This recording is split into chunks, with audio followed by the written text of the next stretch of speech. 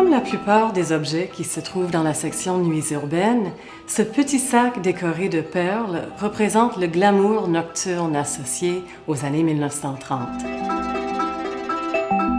Les robes de soirée sans manches et à dos ouvert, les chaussures ornées de broderies, les silhouettes féminines élancées comme celles des vedettes d'Hollywood de l'époque, Greta Garbo, Marlène Dietrich ou encore Carole Lombard.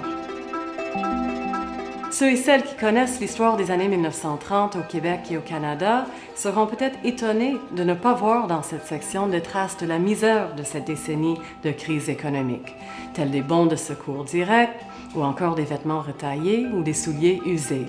Pourtant, les objets luxueux qui s'y trouvent, y compris ce petit sac perlé, représentent l'autre côté de la médaille des années 30, le désir de s'évader, de se distraire, d'oublier le quotidien terne de la crise. À côté des files de chômeurs qui se forment le jour devant l'hôtel de ville ou la soupe populaire, il y a aussi les plaisirs nocturnes, tels le cinéma, la salle de danse ou les rêveries de grands bals. On sort donc pour oublier. Le divertissement sert de distraction. C'est ce qui explique la grande popularité de la radio, des feuilletons et surtout du cinéma pendant la crise des années 30. Plutôt que de penser au taux de chômage effarant, on songe aux vedettes d'Hollywood, à l'histoire miraculeuse des quintuplés Dionne, nés dans une famille franco-ontarienne en 1934, ou encore aux petites princesses britanniques Elizabeth et Margaret, dont les photos paraissent régulièrement dans tous les magazines nord-américains. Ce petit sac perlé, cette bourse, porte d'ailleurs une forte charge symbolique, car l'événement qui annonce le début de la crise des années 1930 est bien sûr le krach boursier d'octobre 29. Une bourse vide, une petite bourse luxueuse dans laquelle rentrent peu de choses, pourrait même être perçue comme le symbole par excellence de la crise. Ces bourses de soirée sont si petites parce que les dames de la haute société n'apportent généralement pas d'argent avec elles. Elles y glissent plutôt un rouge à lèvres et parfois même un petit miroir de poche.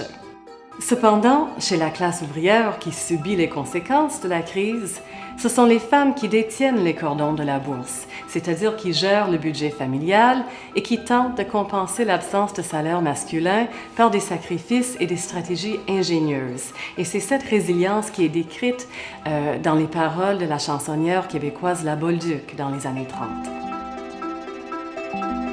Dans les faits, les femmes ont souvent plus de facilité que les hommes à se trouver un emploi pendant la crise. Les secteurs dans lesquels elles travaillent, secteur des services, du bureau, sont moins touchés par le chômage que la construction ou l'industrie manufacturière ou l'agriculture, qui sont tous des domaines masculins. Par ailleurs, les travailleuses coûtent moins cher que les travailleurs. Souvent, donc, les jeunes femmes deviennent le gagne-pain de leur famille, à la place de leur père en chômage. Pour dénicher un emploi, il leur faut une tenue respectable. Les vêtements leur sont donc importants. C'est pourquoi, même en pleine crise, les jeunes femmes feuillettent les magazines de mode et font de la lèche-vitrine en arpentant les grandes artères de la ville, telle la rue Sainte-Catherine à Montréal. Si ces jeunes femmes se rendent au travail à pied chaque matin, vêtues en robes peu dispendieuses et en chaussures confortables, il est fort possible que, pendant leur moment de pause, elles rêvent aux sandales à talons hauts et aux petits sacs ornés de perles.